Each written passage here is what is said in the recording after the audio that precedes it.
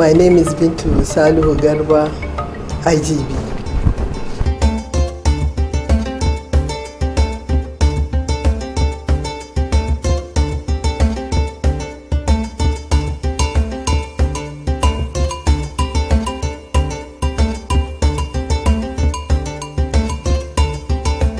From secondary school, I moved on to Kano Polytechnic.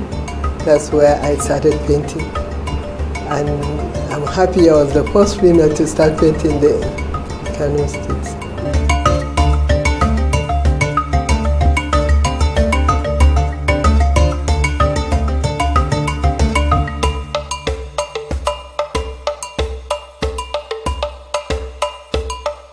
When I was a child, I used to draw. By then, I didn't know what painting was. I guess you understand what I mean. Then my uncle, then Aladidia, late, he now took us to London. That's where I saw paintings of master's paintings, very beautiful ones at the National Gallery of Art in England. So from there on, I just love painting and I pick up interest from there. Because I noticed after every painting, a painter will now inscribe his name at the bottom of the painting. That was what inspired me. I said, oh, I would love to paint and then inscribe my name on that. From there on, I just pick up drawing and then I continue drawing from there. That's the first to painting.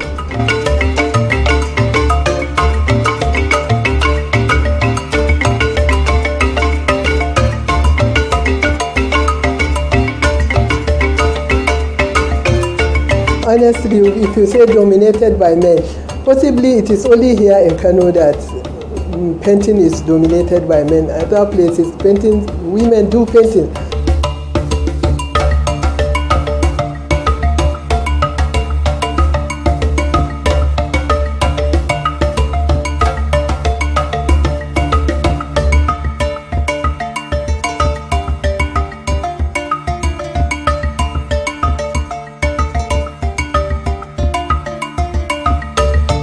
If you say challenges, well, there are quite a lot of challenges, but I was able to go through it because the men I'm working with then, they were also helping me to see that as a female, they kept encouraging me, even the lecturers, they encouraged me to paint.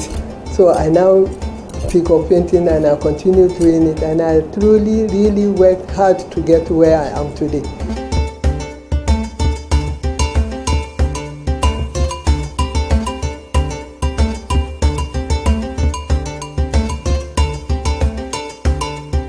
I started teaching drawing.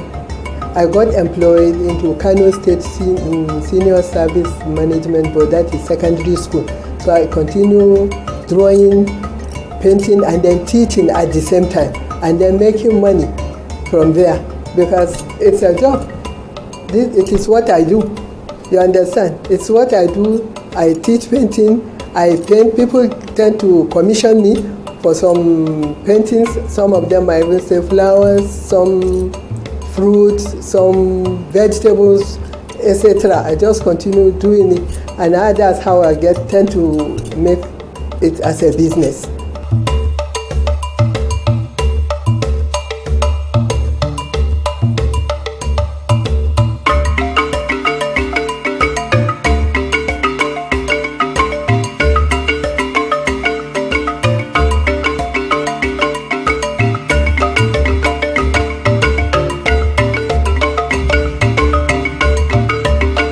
As I've earlier mentioned, I told you I've been teaching for past decade now. You understand? So I guess I am passing this knowledge down. Now that I've come to this age, I'm in my studio, I allow teenagers to come. I teach them painting free of charge. Some of them, all they do is to buy the materials themselves. And then I do teach them, I do coach them, because you don't teach painting, you coach. It is some talent, like person has talent and then you now coach him, you develop his skill, you understand? So that is what I do now. I get and teenagers and even adults. Some of them are even interested. They do come to my studio and ask me, "But I would like to paint." Fine and good, since it is what I've been doing for over 30 years now. So I now find it easier to even teach anyone that is even interested in painting.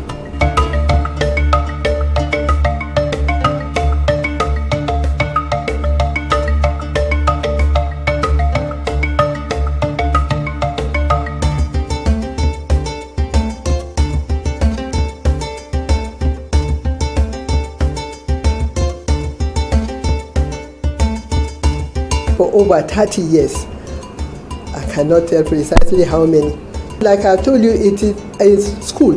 I teach in school and I take many classes, you understand? And I've taught in so many schools now in Kano, so many schools. And all of these schools, no class is less than 45 students that I taught. For the past 30 years, that is what I have been doing. So how many I teach now, I cannot tell. But I know I have taught a lot of people painting.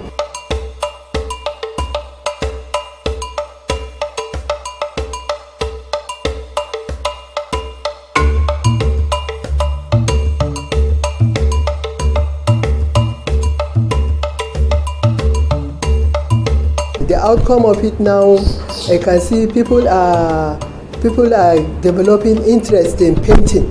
And alhamdulillah, they see female in it. People are now coming out to appreciate painting.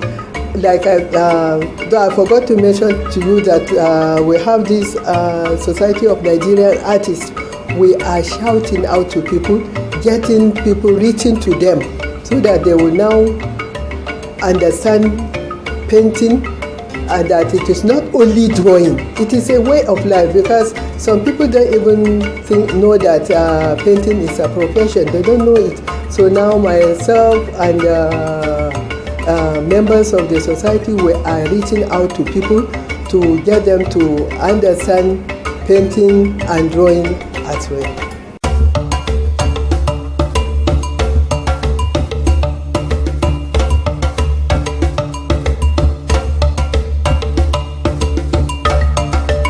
Over the years, my painting,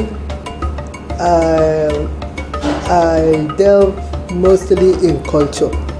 Any environment I find myself, I now tend to go into I see the culture, the kind of people that are there, like I now work with what they have there. My painting is mostly culture and educative as well.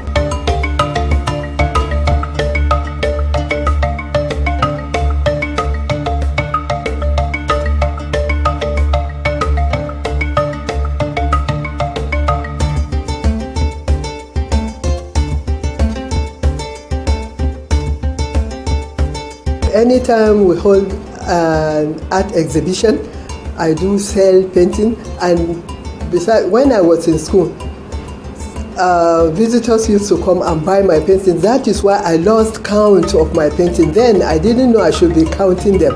As I'm working, people tend to come in and appreciate the work. By the time I'm working, they will tell me, okay, if you are through with this, I'm going to buy it. Some, by then, I even used to give it free of charge. I didn't know it is something that I should be counting or something I should keep as a sign. But much later now, I come to realize that every piece of my painting is like a child to me.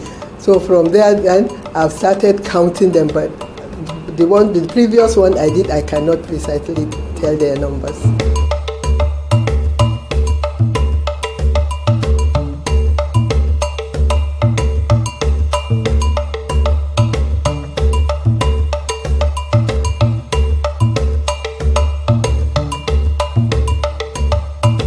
Now people are buying art and decorating their houses and even places of interest now.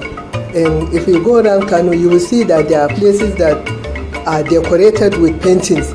You understand? So that is how we are reaching out to people. Even the government now, they do commission artists to come and do paintings in strategic places like what do you call it, recreation centers. Even in hospital, we even have paintings in hospitals where we educate people, you understand, on say a kind of disease. Like now we have this COVID-19 around, you need to see the kind of illustration painters are doing to make it easier for people to understand what they should do and what not should do.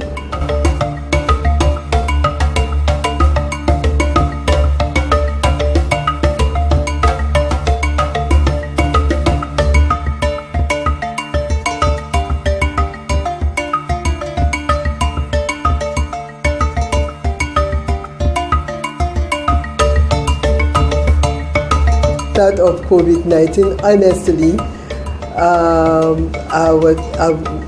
I've been able to make 1 or 2 paintings to illustrate COVID-19 here in Kano using the kind of materials I have around me. For instance, now, okay, it's there behind you, so you can, yes, after I will show it to you. It's something I use, a plant that comes out in ball like this. So I use that kind of plant now I paint it and I use it and I name it as COVID-19.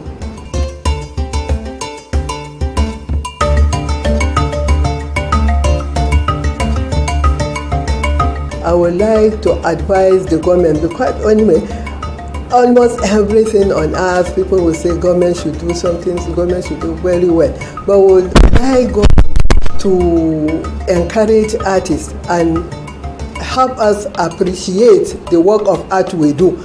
Anytime they have anything to do with illustration or like kind of needing to inform people about something, we would like them to encourage us artists, to involve us artists to do those kind of things for them, instead of them going outside getting those kind of illustration, billboard around, whatever, where there are artists around. So we like government to encourage us, like they do release funds for agriculture, they release funds for education, they should release funds for visual artists too.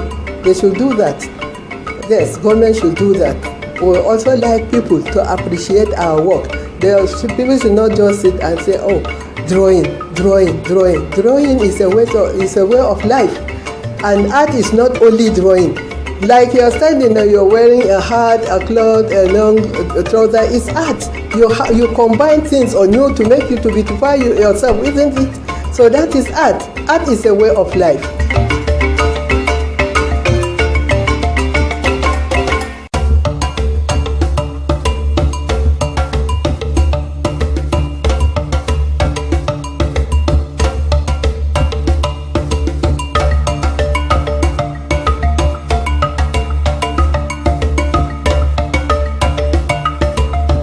COVID-19 have affected the patronage very, very well. Yes, it has. But that is not withstanding, that is not stopping us from doing what we're doing, because it is not only foreigners that patronize our paintings. It's not only foreigners. So we are doing what we do, and then, you know, painting, it is something you can do and keep. With time, those foreigners will come.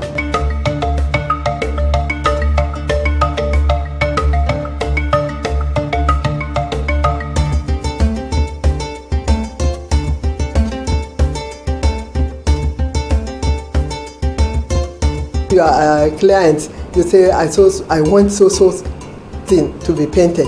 From there, I, as an artist, I will now see and I'll sit down and think of what it is you want. First, if I like, I can make sketch on paper. Then I will now move on. Possibly it is a design you want. You mention the size of the design you want. Then I prepare my canvas. The process in preparing canvas, you need your easel, like what you see here is the easel stand, and then you need canvas, like I told you, this is it. You need, this is a white cloth that we use on it. Then you use emulsion paint to coat it several times so that it will be hard. Then you now use your oil color. If it is oil color, you use, or acrylic color. You have so many medium.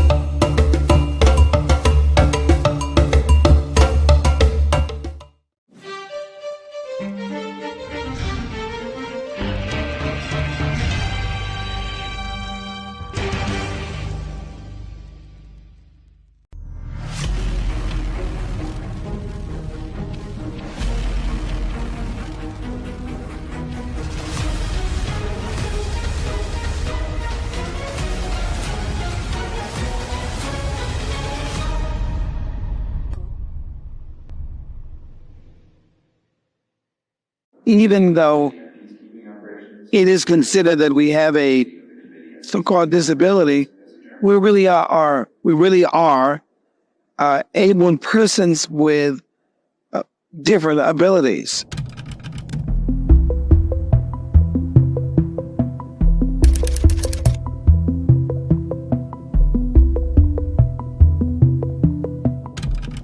For society and development to be included of persons with disabilities, we need to have equal access to education and to knowledge and information.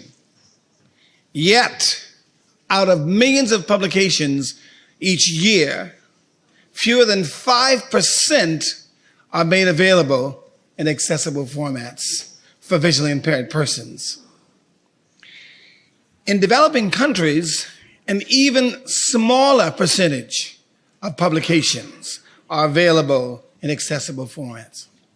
The Marrakesh Treaty, as it is called, will greatly expand the availability of artistic and literary works in accessible forms, such as Braille, large print text, and audiobooks. This can make a real difference in the lives of the world's more than 300 million visually impaired persons.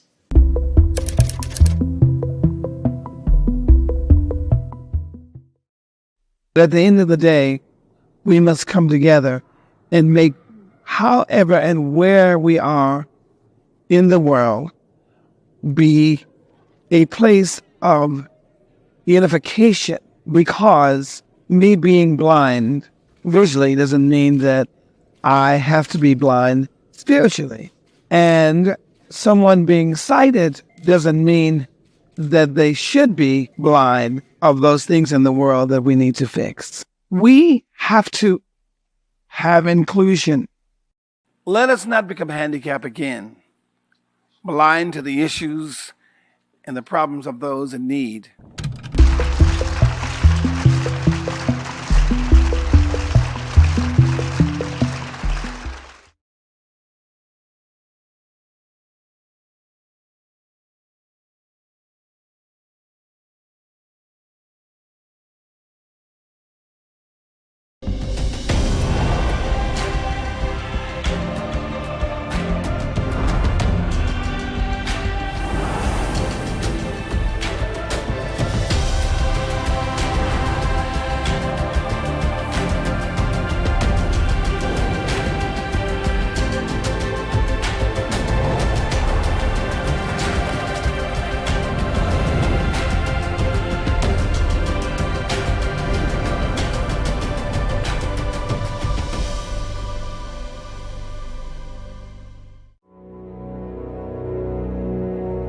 Located just 18 degrees north of the equator, Sanya is China's tropical paradise. Agricultural experts are busy creating something with world-changing potential: high-yield hybrid rice. On Madagascar, a new harvest season is about to begin. Just the right time to showcase a new player on the Madagascan agriculture stage: hybrid rice. To date, this high-yielding rice developed in China has taken root in over 20 African countries. So far, it's been a story of unparalleled success, yielding fruitful results in the most important battle of them all: the fight against hunger. In fact, the China-Africa friendship resembles these crops. Everywhere you look here, as numberless as grains of rice, there are heartwarming stories of people striving to build better lives and succeeding.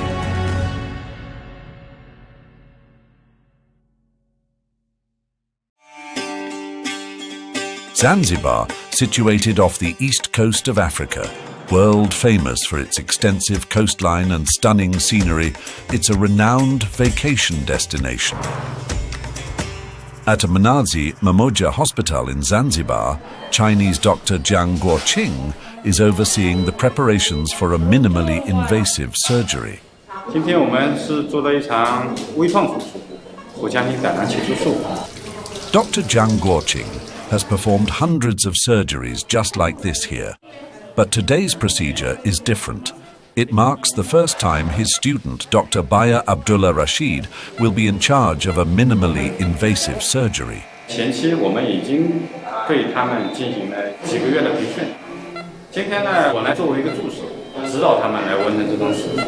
Baya Abdullah Rashid, 53, has been working at the hospital for nearly 30 years.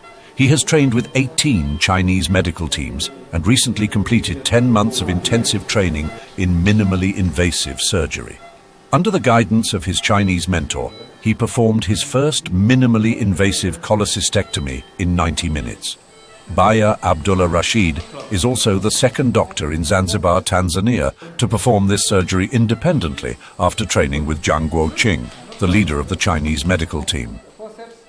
So by this method of surgery, the patient will get better soon. So maybe by tomorrow the patient will go back home, and after 2 weeks the patient will go back to their normal routine work. China medical team, it has been here since I was born. So we are so happy to have a Chinese team here. It helps us, it teaches us, it trains us to be good doctors to help our people here. About 6,000 kilometers away, on the west coast of Africa, Guinea is home to a modern hospital that represents the hope of generations of Chinese and Guinean people. This is the China-Guinea Friendship Hospital. A Chinese engineer has suffered a sudden stroke. Treatment is needed with utmost urgency. Fortunately, Dr. Ibrahima Sori Soareze is on hand to perform a cerebral digital subtraction angiography on the patient right away. Dr. Ibrahima Sori Soareze received 4 years of neurosurgery training at Huashan Hospital in China. This is the first time he's done an angiography since returning to his home country.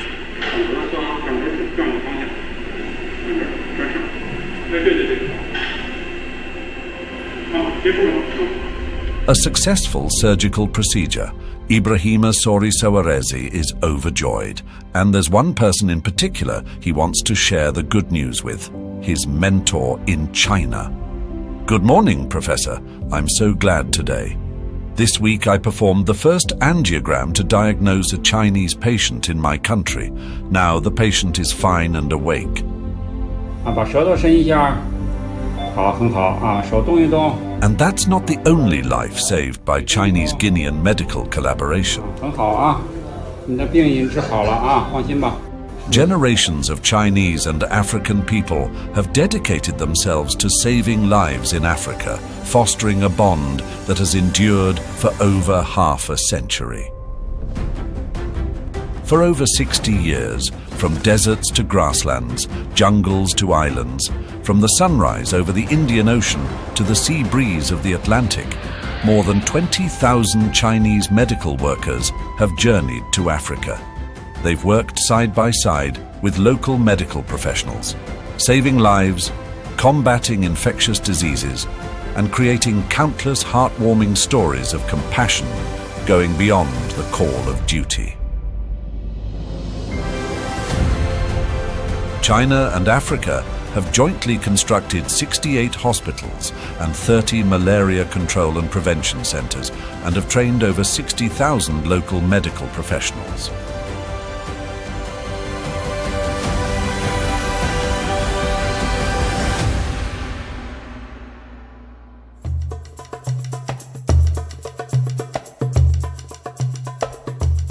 The newly completed Africa CDC headquarters in the southern suburbs of Addis Ababa, Ethiopia, has become a landmark in the area.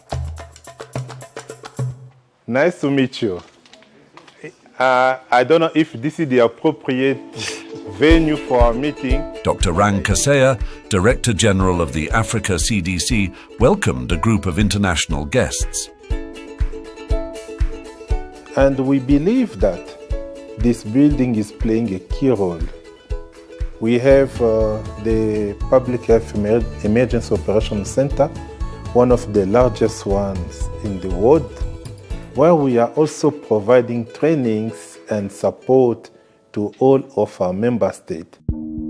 As a milestone project in China-Africa public health cooperation and the effort to build a global community of health for all, the modern new headquarters of the Africa CDC will significantly enhance disease diagnosis, monitoring, and epidemic response capabilities across African countries.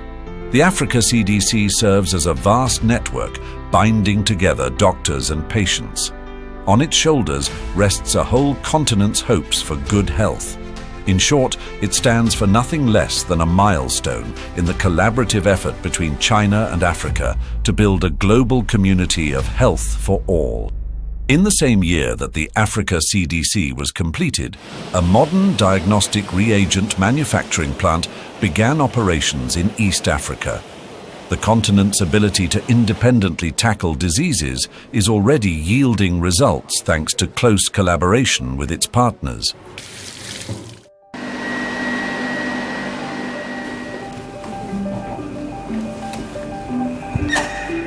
So here is where we do secondary gowning because we are entering into production.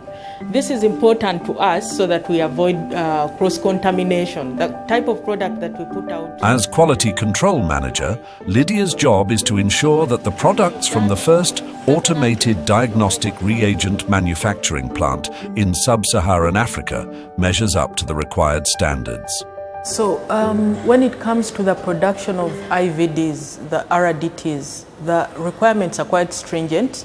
I had to work with one for our China partners in implementing through technology transfer.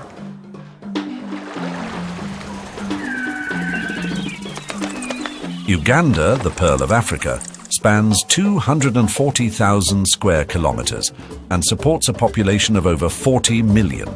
However, the Ugandan health sector faces an annual demand for diagnostic reagents of $200 million, with a shortfall of $83 million, even with various forms of support.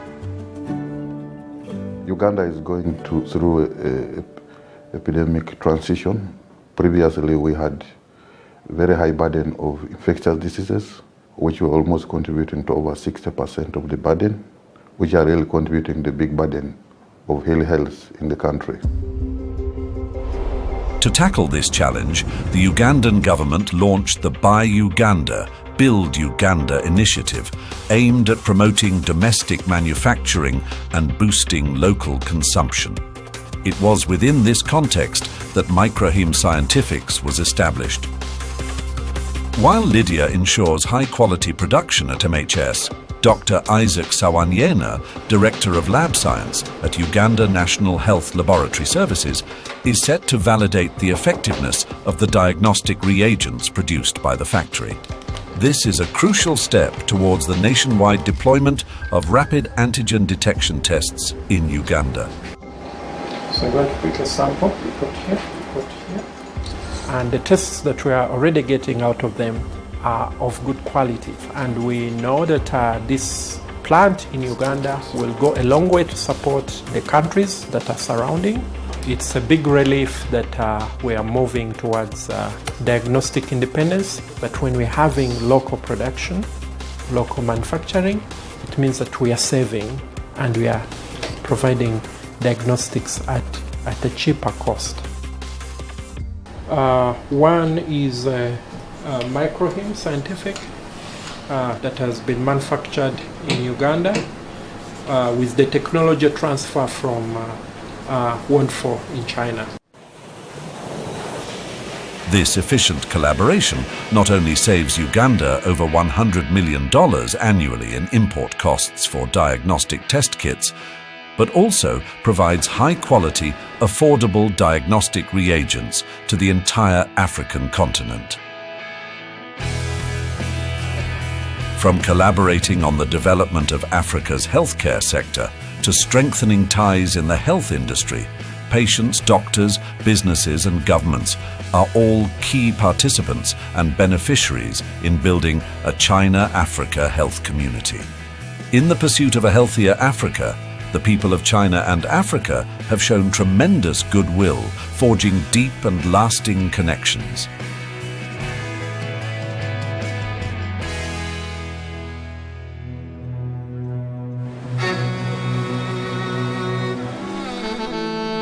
Liu Qing has lived by the Yellow River his entire life.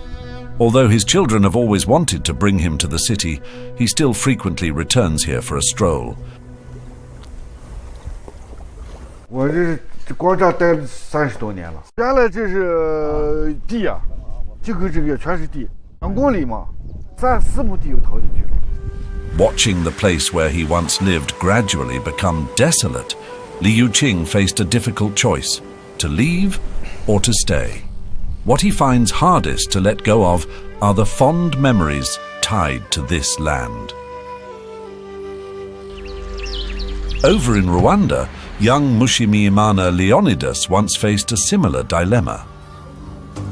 My mother is in agriculture, so he don't have enough means for helping us. At that time, I struggled for paying the school fees at university, at the same time looking how I can help my brothers and sisters. Due to the low level of local agricultural development, farming could only meet the family's basic needs. Despite these tough conditions, Leonidas managed to complete his university studies, but he couldn't find a suitable job, making his dream of improving his family's standard of living even more distant. Fortunately, the challenges faced by both the Chinese elder and the African youth were addressed by the same solution: Juncao, a hybrid grass developed by Chinese agricultural expert Professor Lin Jianxi. In 2011, Professor Lin Jianxi led a Juncao technology team to Rwanda to work on projects designed to combat soil erosion and preserve arable land. The team also introduced local farmers to the technique of cultivating mushrooms using Juncao. This method, which had previously helped many Chinese farmers escape poverty, offered new hope to Leonidas. I go back for looking at them, so I start to learn more about the technology. I start a business for producing mushroom using Juncao.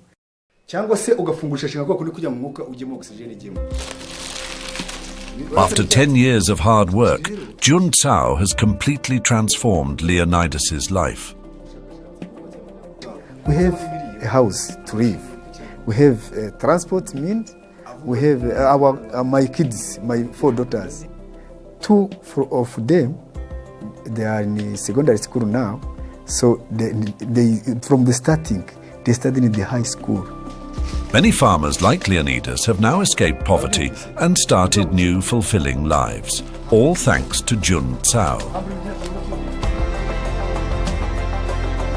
Today, Chinese Juncao technology has been introduced to several African countries. The Chinese expert group has established Juncao technology demonstration and training bases in 8 African countries, including the Central African Republic. J'aime la technologie Juncao, vive l'amitié entre la Chine et la République centrafricaine. Juncao can be used as a substitute for wood to grow mushrooms. It has become a happiness herb for African farmers, helping them prosper. Professor Lin Jianxi's team also achieved success with their erosion prevention project in Rwanda. Thanks to the findings they made there, they can apply the lessons learnt at home in China. Could Juncao help combat erosion along the banks of the Yellow River? 这个草，聚集草种了100到120天啊，就能够把那个流动沙漠、流动沙丘啊，完全就固定下来。而且我们那个保护岸线，保护那个黄河这个岸线，也起了非常好的作用。 The team at the Yellow River Juncao demonstration base met Liu Qing, who was concerned about the safety of his home. They decided to give priority to sand stabilization along the riverbank near his house. 长这么高，1米多、1米2以后，你就割掉。那时候营养最高嘛，1米2到1米5，割完以后它又长，可以割3到4茬。是啊。啊，那个它是越割它。This solution not only alleviates Li Yuqing's worries, but also ensures he no longer has to stress about winter feed for his sheep, thanks to the Jun Cao, which is now starting to tiller. The happiness herb spreads its fragrance far and wide. The once uncertain African youth is now envisioning a much brighter future. In Rwanda, Kabuye Hill School is celebrating graduation season, and Leonidas is busy preparing for the ceremony. In addition to being the manager of a mushroom company, Leonidas has taken on another role, the principal of Kabuye Hill School. He hopes that his efforts will help pave a path of hope for Rwanda's future. I would like to contribute to the community where I live to change the life by increasing education.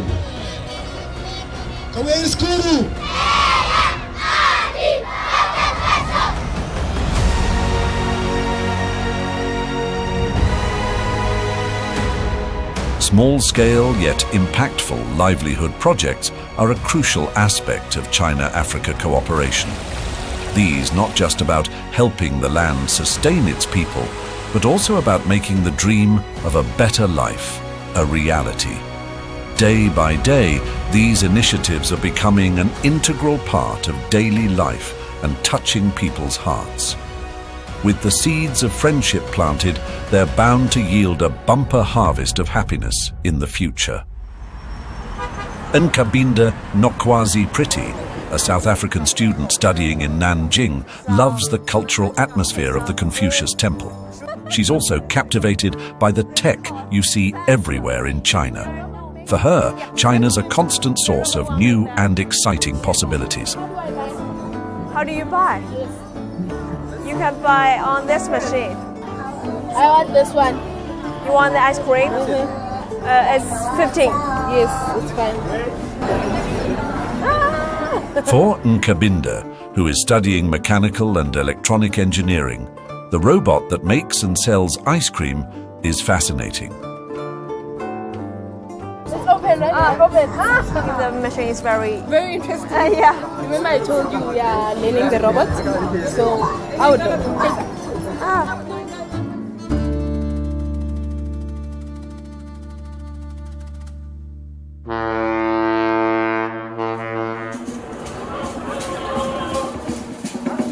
Nkabinda hails from the Republic of South Africa, located at the southern tip of the African continent. Known for its spirit of inclusion and acceptance, South Africa is a nation that people admire. As the second largest economy in Africa, South Africa's National Development Plan 2030 emphasizes youth skills, education and training, aiming to build a stronger economy by nurturing more talent. In 2018, the South African and Chinese governments launched a training project.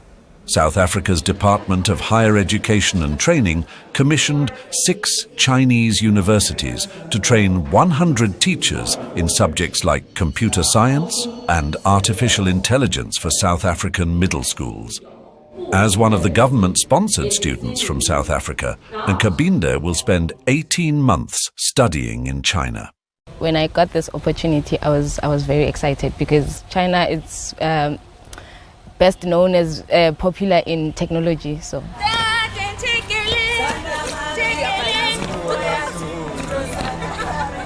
After completing their studies, Nkabinda and her classmates will return to South Africa.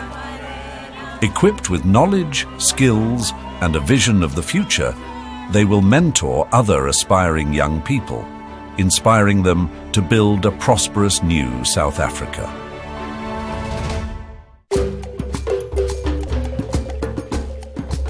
Franklin Mutisya, a teacher at the Luban workshop of Machakos University in Kenya, will lead the students in an important test today.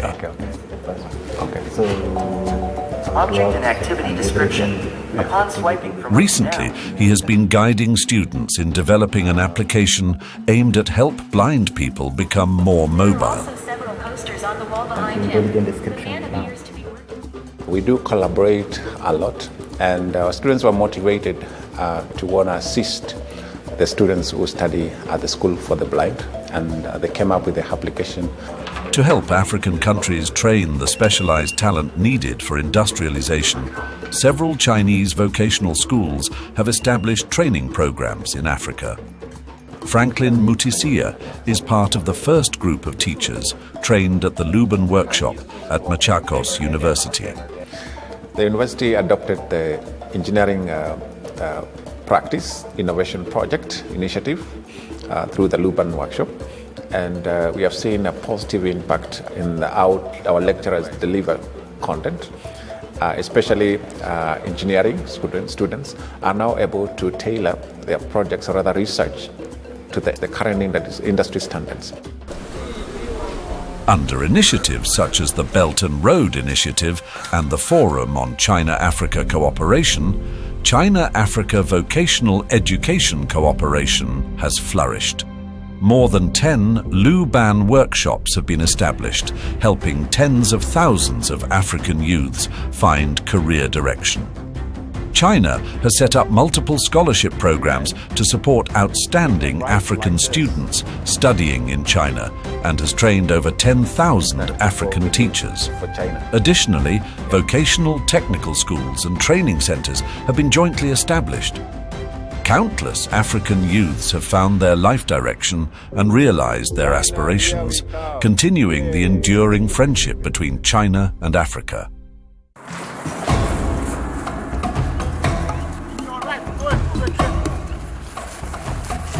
Every morning, Max Yolando from Côte d'Ivoire leads a group of local young students as they run through the streets